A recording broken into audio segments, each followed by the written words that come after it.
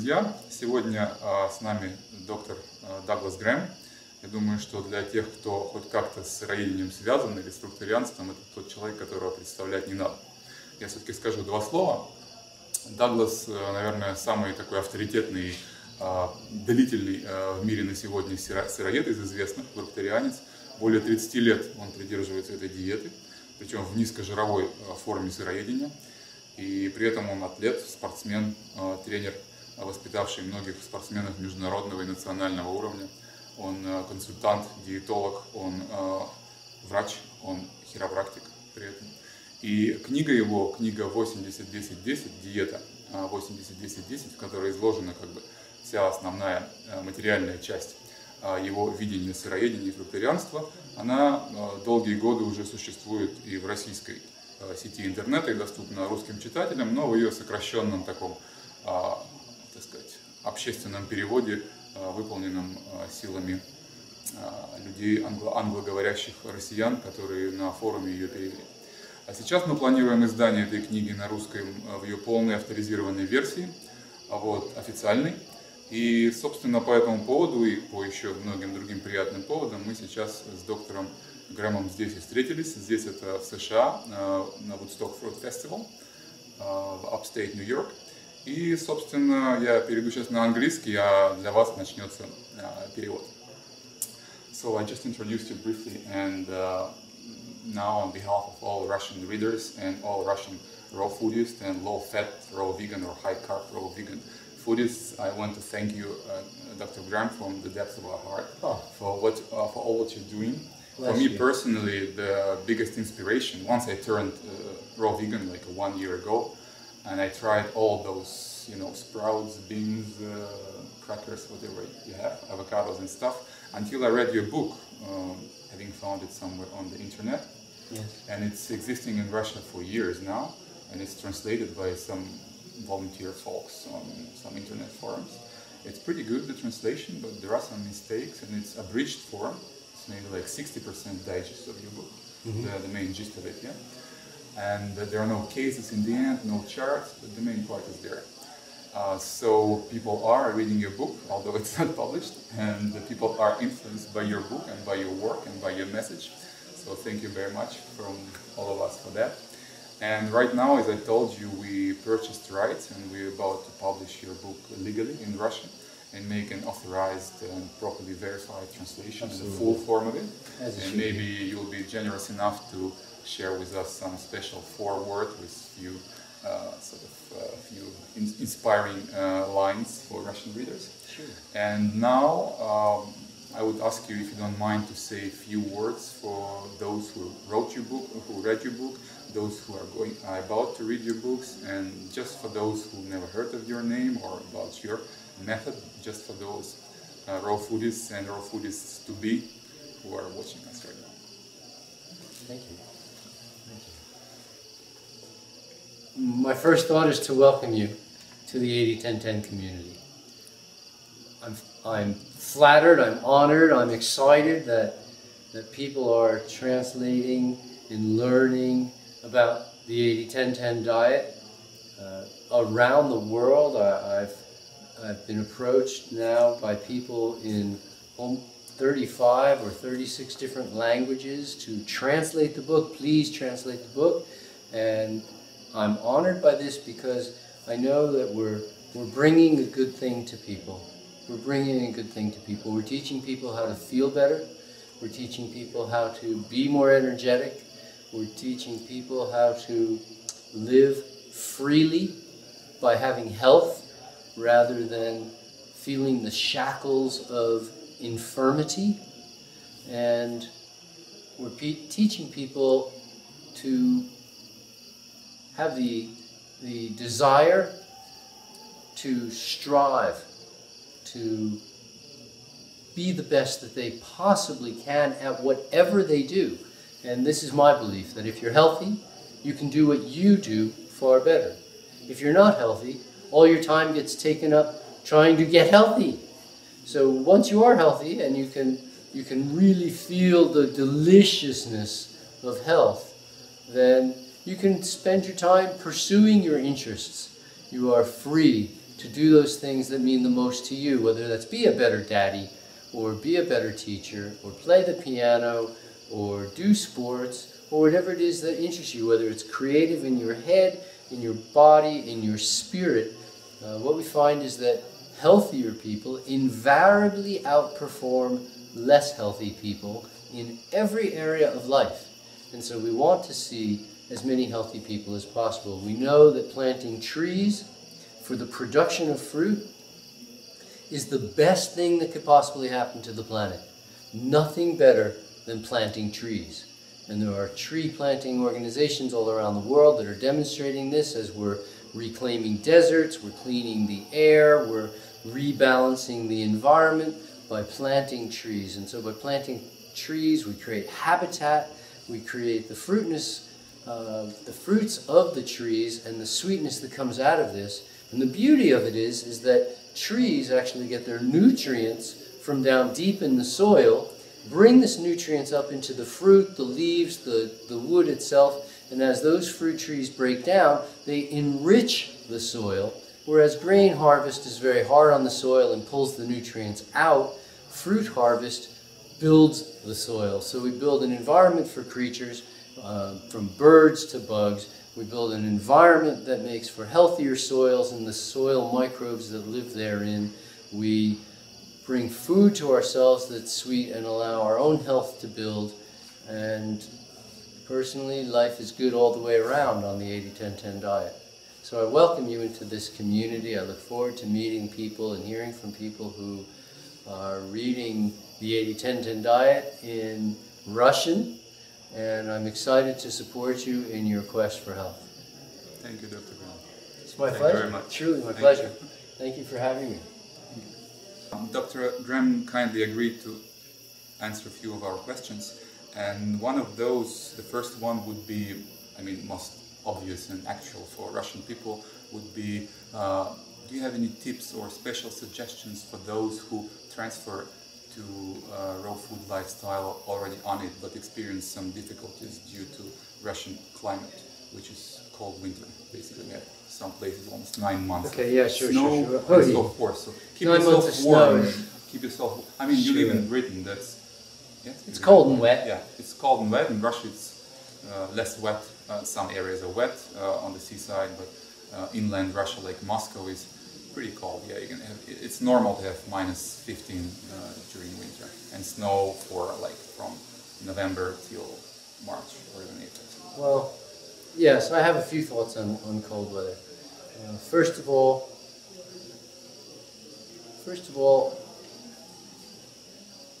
if you're trying to live outside naked and eat frozen food while sitting on the street in some cold city, you're probably going to die before the night is over. Fortunately, people on 80-10-10 usually live in homes that have heat, and they wear clothing, and they have blankets. And so they're really not relying on the food to make them warm.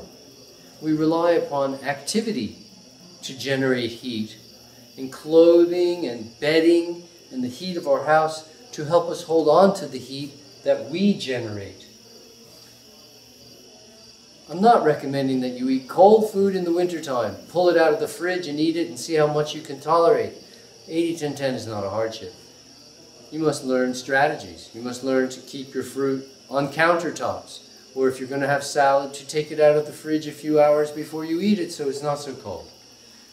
But the beauty is that you have heat in your house. You probably eat your food sitting at your table at the same temperature that somebody in South Florida eats their food. They cool their house down to that temperature that you heat your house up to. And so I don't think the cold is really an issue. To be honest, when I think of the warmest I've been in the last few years, the warmest I've been has been when I'm shoveling snow. When I'm shoveling snow, I get very warm. That's where you sweat. Okay, and so I have to be careful not to, in fact, to sweat. I have to open up my layers, and I'm down to shirtless and I'm shoveling snow, trying. It's quite funny actually. So I don't think that cold per se is a problem, but we do have, there are changes that happen to a person on 80-10-10 where the average temperature, the body temperature of a person who's eating cooked food, the average body temperature is typically about 98, or what do we call it in centigrade? You use centigrade. Yeah, we have 36. So we're talking 36 roughly. On a raw food diet, the average body temperature is somewhere between 34 and 35. This is pretty cool relatively. And so we have to get used to this new body temperature, and that change requires a little bit of an adaptation. It might require adding one extra layer of clothing. It might require being a little more active. Typically, for most people within a year or two, they've gotten used to that new body temperature. But we have to understand, there are places in the world that you might go, a movie theater, for instance, where they keep it very cool, and that's because most people are burning up. And when you become a raw fooder and you're not burning up anymore and you go into a cool place, it's going to feel even cooler to you. This is more of a consideration than a food problem. And this is just a matter of wearing an extra layer of clothing until you get used to it. Especially if you were 120 kilos on a cooked food diet and you drop down to 80 kilos on a raw food diet, and now you're an 80-kilo man, but you've lost 40 kilos of insulation. Fat is an insulation, and when you lose 40 kilos, A, you're not doing the work to carry it around, and B, you're not wearing your coat anymore. You have to make up for this a little bit with some extra layers of clothing. This is a very little thing. Really, it's not about the food making you hot or cold, but we do have to adapt and take into consideration that the body does go through some changes, and we have to make allowances. Thank you. It's pretty clear. That's how I survived my first winter, basically doing the same thing. Hot bath. Now it's the second one to come. Yeah. I ran away to Southeast Asia. You know, yeah, that works very good. And spent some time in Philippines. Another question would be, it's also a very popular concern that turns many people off the low-fat raw vegan diet, is the popular misconception that simple carbs somehow create diabetes, or they, due to them, they are to blame for the hikes in blood sugar, and they have a high glycemic index and so forth and so on. I know your line of explanation, but if you maybe share with people debunking that misconception, that would be helpful. Okay, in 1959, in the American Medical Association's journal, they explained the cause of diabetes as too much fat in our diet. On YouTube today, there is a medical doctor who recently put out a video called How to Become a Diabetic in 6 Hours. He shows very clearly that by consuming fat, he actually used oil, by consuming fat, he raised blood sugar dramatically, dangerously, in a matter of hours, simply by no sugar was involved in this experiment.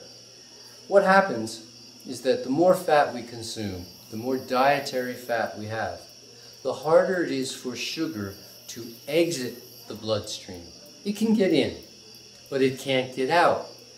And this problem is known as diabetes, too much sugar in the blood. So sugar gets in, it can't get out. And this is a problem, but it happens from the consumption of fat, and strictly from the consumption of fat. If there's low fat in the bloodstream, then sugar gets into the bloodstream and exits the bloodstream and goes to the cells where it's supposed to go.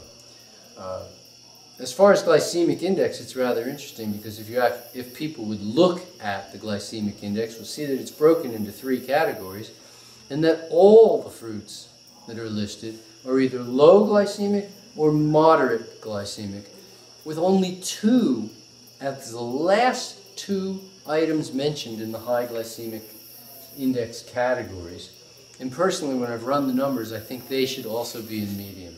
But they had to put something there. Yep. But the reality is that fruit is not a high glycemic food. All the glycemic index foods that are high tend to be starchy foods. Now, at the same time, glycemic index isn't really the important index. The important index is what's known as glycemic load, which is a different problem, a different thing to consider. And in terms of glycemic load, fruits are ideal. But I explain glycemic load and glycemic index in great depth within the 80-10-10 diet. Yep. So read the book, guys. So read the book, guys. And another famous boogeyman for newcomers is the B12. I mean, it's been talked over and over again, but still people address me personally saying, but where are you getting your B12? It is not synthesized inside your body, it has to be consumed with the kidneys or livers of the animals you devour and so forth. What would you say about B12 for this? B12 has got to be the most misunderstood thing I've ever had the pleasure of bumping into, and I'm not a B12 expert. But first, let's understand that the B vitamins, all the B vitamins, are lumped together in a group known as stress vitamins. If you have a lot of stress, you're likely going to have problems with many of your B vitamins, not just B12. But B12 is different than many of them because B12 is produced in only one way. It is produced as the metabolic waste of about 100 different types of microbes. Some of these microbes live inside the mucous membranes of your nose and throat. Some of these microbes live inside your intestines. Some of these microbes live in the soil. There are some of them living on the dirt that accumulates at the stem of an apple. There's about 100 different kinds of microbes who essentially poop B12. And we consume this not as a finished product. We consume this as an extrinsic factor, meaning it comes from outside of us. It comes from the bacteria, even if those bacteria are inside of us. Yep. Okay. And then our stomach, part of the lining of the stomach, produces a factor known as intrinsic factor. The extrinsic factor, the intrinsic factor combine, and we end up with what we call B12. Now, if you're under stress, your stomach does not function the way it's supposed to. And it can affect your B12 levels if your stomach is always being tied in knots. You're just always in emotional turmoil. You have debt so big that you can't even figure out where to turn. If you're in relationships that are just tearing you apart and breaking you down and just crushing you over and over again, if the workload is just more than you can handle, you're not getting enough sleep, you're not getting exercise, you're not taking care of yourself. And so there's many, many ways that you can have trouble with intrinsic factor, even though you're being exposed to enough B12. Also, there are people who have what are known as absorption issues, typically lumped together as malabsorption syndrome. And if you have absorption problems, you may also bump into problems with B12 because you're simply not absorbing much of anything. But being a meat eater? Being a meat eater has nothing to do with B12. The only reason there's B12 in meat, well, there's two basic reasons. One, because if the animals eat grass right down to the earth, they might pick up some soil-borne organisms and consume the poop of those organisms that includes B12. Depends on the soil. Lots of soil depends on the amount of pesticides and herbicides and fungicides and insecticides that have been sprayed on that soil. If enough of that stuff has been utilized, then there's probably not any soil-borne organisms manufacturing B12 anyway. It turns out that most livestock is injected with B12 because they're B12 deficient too. But once they've been injected, well, now when you consume the livestock, you're consuming the B12 injections. You're taking supplemental B12. If we look at many of the grain products, especially breakfast cereals, you'll see that they are enriched, and many of them are enriched with B12. So you eat breakfast, you take a B12 supplement. You eat lunch with a meat sandwich, you take a B12 supplement. You have some various kind of grain products at dinner, some breads and whatnot that are enriched, and then meat with it, and you're taking 2 supplements. And then we say, well, these people who supplement 3 times a day, let's look at their B12 level and call that normal. Gee, I don't know, they're supplementing 3 times a day. I'm not convinced that their levels are normal or desirable. Perhaps over here is a more desirable level. Certainly if you have B12 deficiency symptoms, well, take some B12. But correct the problem, the cause of the problem, so that you're not relying on it forever. I don't take B12. I push myself pretty hard in life. I experience a fair amount of growth opportunities in terms of challenge and stress, but I deal with it in what I like to think of as a reasonably healthy way. I handle it. It's not making it so I can't eat, or so I can't digest, or so I can't be in good spirits. I'm not bumping into B12 problems personally. You obviously do some tests, right, every now and then? I never do tests. Oh, you never do tests. I don't have any symptoms. You rely on your symptoms. I just rely on, if I don't have symptoms, why would I do tests? Exactly. If I had symptoms, I might do tests to make sure that the symptoms really are B12. But I might, if I had symptoms, just supplement with B12 for a little bit and be done with it. And if the symptoms went away, then I know for sure it was B12. And if they weren't, then I might go for tests and go, what is going on? I'm having symptoms and I don't know what's causing them, and it's not B12. But I don't really see a problem B12. But what we do see is if your levels are always up here, because you've been eating all these foods that are supplemented and enriched and whatnot with B12, and your levels drop. It's interesting how levels tend to do that in a human body. All sorts of things in the human body. What they tend to do is they go down lower than you want them to and then back up. There's sort of what's known as a rebound or a bounce back or a dual effect. It goes down and then back. And it might not come back up as high as it was before. It might just come up to healthy levels.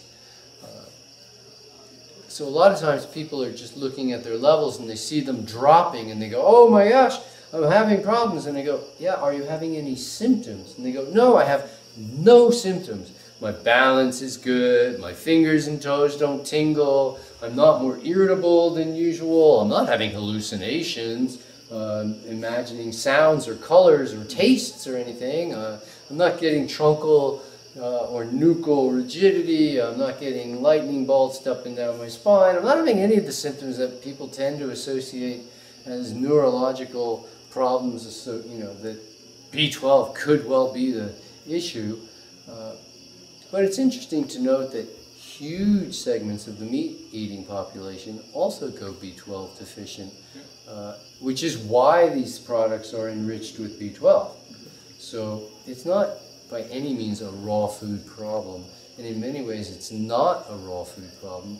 But even if you go B12 deficient, so you take some supplements, it's just not a big deal. Thank you. That will calm people down a little bit. A little. And another worry, and it also affected me, is the weight loss.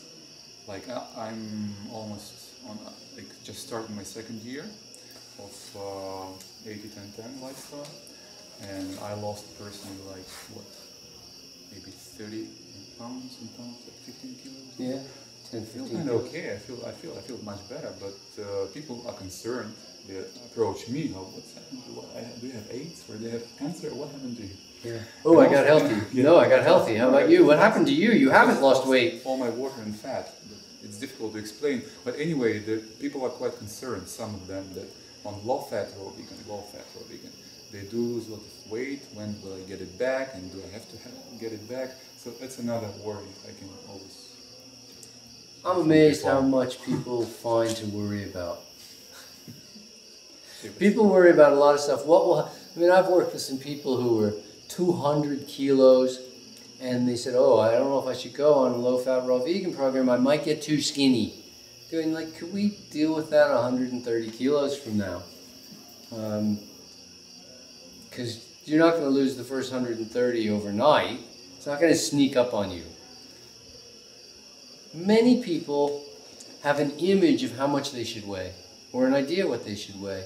They have a picture of what's normal based on what they see all around them.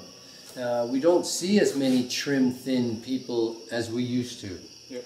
We don't see people who, at least the English word is wiry, really lithe, you know, like ballerina thin, acrobat thin, standards change. long distance runner thin. You know, we turn on the TV, we watch the Olympics, we don't see any fat people except maybe the shot putters and everybody else, you know, maybe a hammer thrower.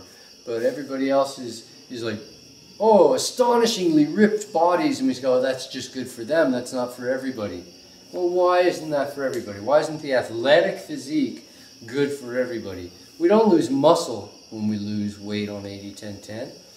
We don't lose ability when we lose weight on 80-10-10. We're losing some excess fat, and there's really nothing wrong with that. Is it possible for some people to lose more weight than they wanted to? We go back to this rebound. Yeah, I did. I lost weight. I lost weight more than I wanted to. I'm about 70 kilos now. Actually, I'm about 68 or 69 kilos to be accurate. And I'm about 68, 69 kilos. And when I first went raw, I dropped down to about 64. It was 64 now. 64 really caught my attention. You know, what's going on? I don't want to go any lower. And I stayed at 64 for a little while, and then it came back up. And for the last 25 years, I've been, bam, right there at 68.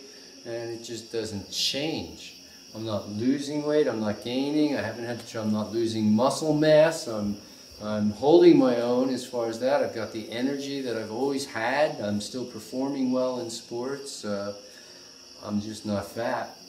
And I don't think fat really is something anybody needs to strive for. It's not a goal. I think we're better off being trim and healthy and fit rather than housebound. Carrying some extra weight as an investment. Thank you. Sure. I had another one. Maybe you just say a few words about the importance of being low-fat raw vegan instead of just simply raw vegan, and the whole universe of difference it makes. It is an entirely different concept to be 80-10-10 than it is to be 10-10-80.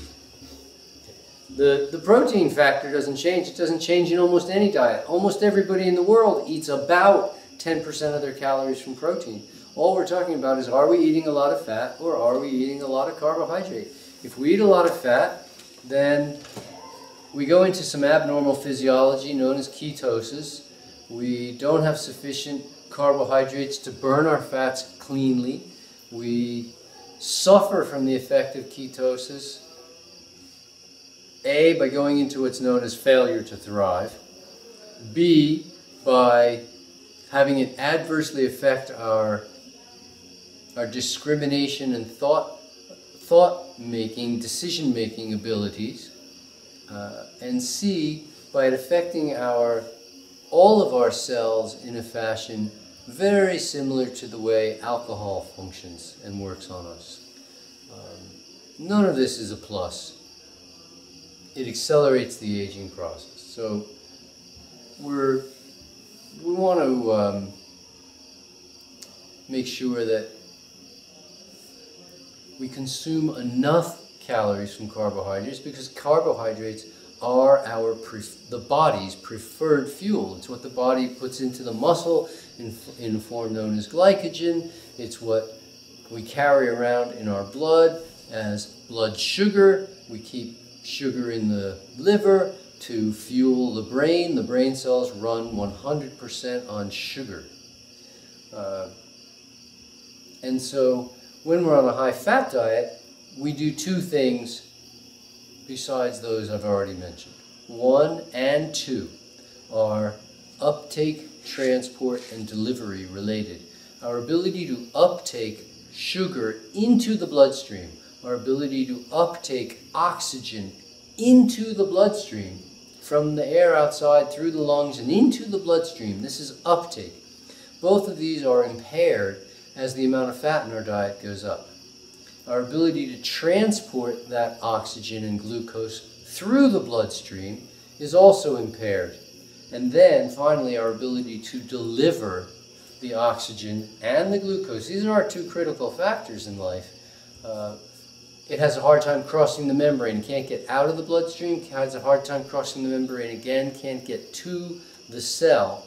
And so uptake, transport, and delivery of two critical factors, oxygen and carbohydrate, or glucose, both are heavily compromised as the fat in the diet goes up. This leads to conditions such as cancer, diabetes, heart disease, kidney problems, all sorts of digestive disorders.